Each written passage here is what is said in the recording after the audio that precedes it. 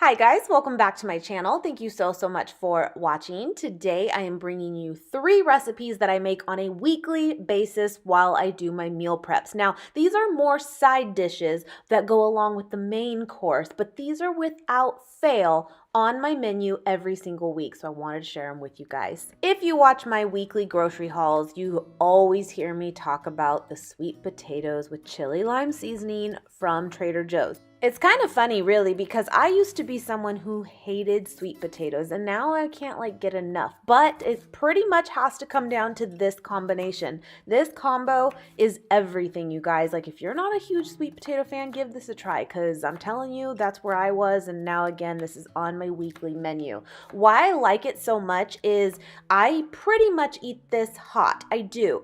But you can have this cold too. You can put it on top of salad. So it's just such a great thing to have prepped, ready to go in the fridge for you for whatever it is you're making. You could probably incorporate it somehow. I just love it. Now you just saw here too that that's the size I personally like to make them. You can go ahead and make these bigger if you want. You may have to adjust your cook time a little bit if you do, but I really like this because they kind of get a little bit, I'm going to use this word and it's kind of bad, but kind of a burnt look to them once they are air fried, but that's what makes them so delicious. I will link below for you guys the air fryer I have been using for years on end now. I absolutely love it, but if you do not have one or you're not in the market for one right now, you can certainly do this in your oven or on the stove top as well. Now, you're just going to put your sweet potatoes into the basket, put a generous coating of coconut oil, like a spray, over top, and a good coat of the chili lime seasoning. You can cut it back a little bit if you want, not maybe as much as I do.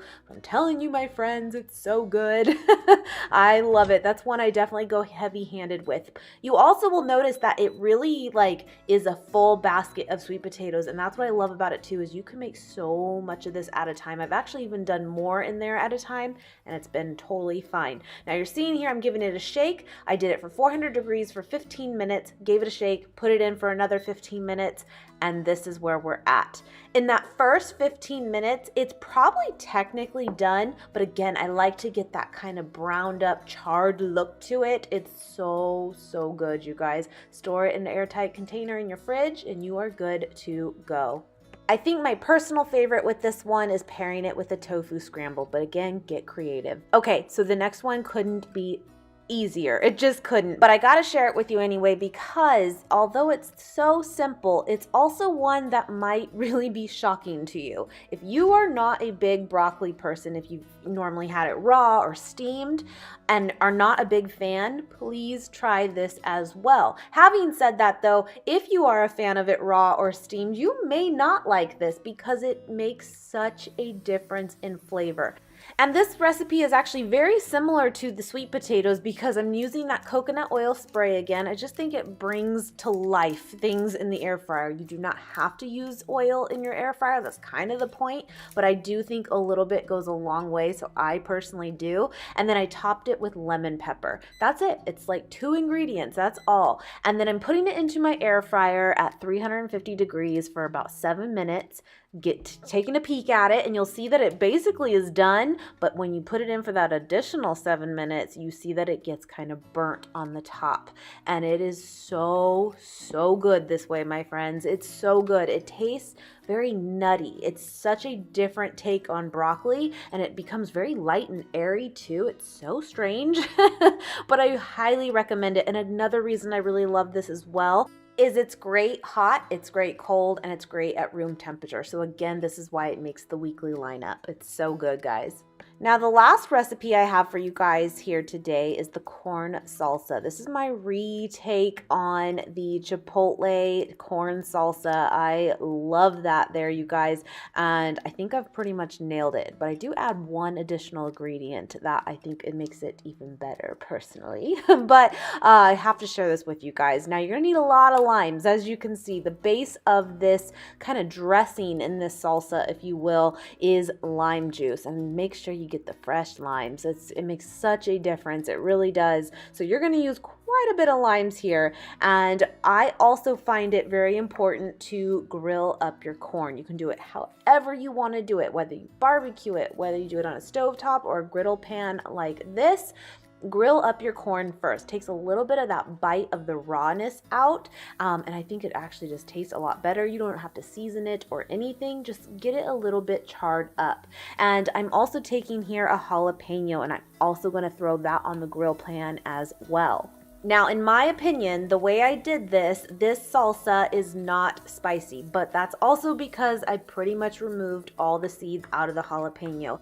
If you do want it to be a little bit spicier, then for sure leave some of the seeds in and see how you like that. But just so you know, this is actually still very much on a mild to medium side in the end. And I also just chopped up some cilantro here we're gonna add in. And then into the lime juice, we're gonna put a little bit of chili powder and cumin and a little bit of white vinegar. And that's basically it. A little bit of salt too, but that is literally like the base of the dressing, and it's so simple, but it's so good. And I will tell you too that the longer this one sits, the better it is. So it's a great one to have in the fridge as a prep. Now here you'll see that I'm actually just kind of flipping these jalapenos over to get them kind of grilled up as well. You do not have to do this step if you do not want to, but I actually just really like the way that it all tastes not being completely raw. So it's totally optional, but I personally prefer doing that, and it takes no time at all since you have the grill pan out anyway.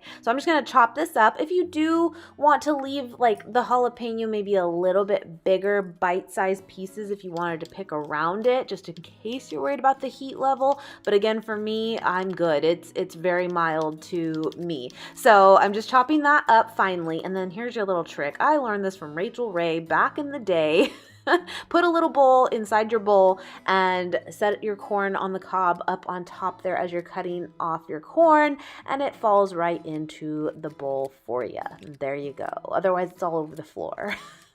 Anyway, so I'm cutting off the corn off the cob here, and I could have definitely grilled this up even longer, but again, just getting that little bit of rawness out enhances the flavor so much in my opinion, so that's still totally fine even if you don't do it like a lot. Now this is my additional ingredient that you don't usually find, I think, in the Chipotle corn salsa, is the fire roasted tomatoes. I do about a half a can of that, and I just really like that. Now here's the truth, guys.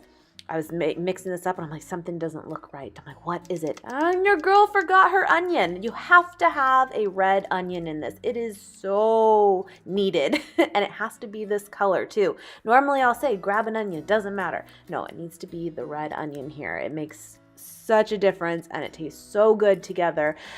So make sure you put the onion in, and then you're gonna put your dressing over top, give it a toss, and you are all set. My personal favorite pairing with this is my sofritas recipe, which I will link below for you guys as well. I love that together. It's so good. But again, you can add this to salads throughout the week, have it just with some chips as a snack, and call it good. It's very tasty. So I hope you guys enjoyed these 3 recipes. Please let me know in the comments if you want more videos like this, very short and simple, and I can do that for you guys. I hope you guys enjoyed, and thank you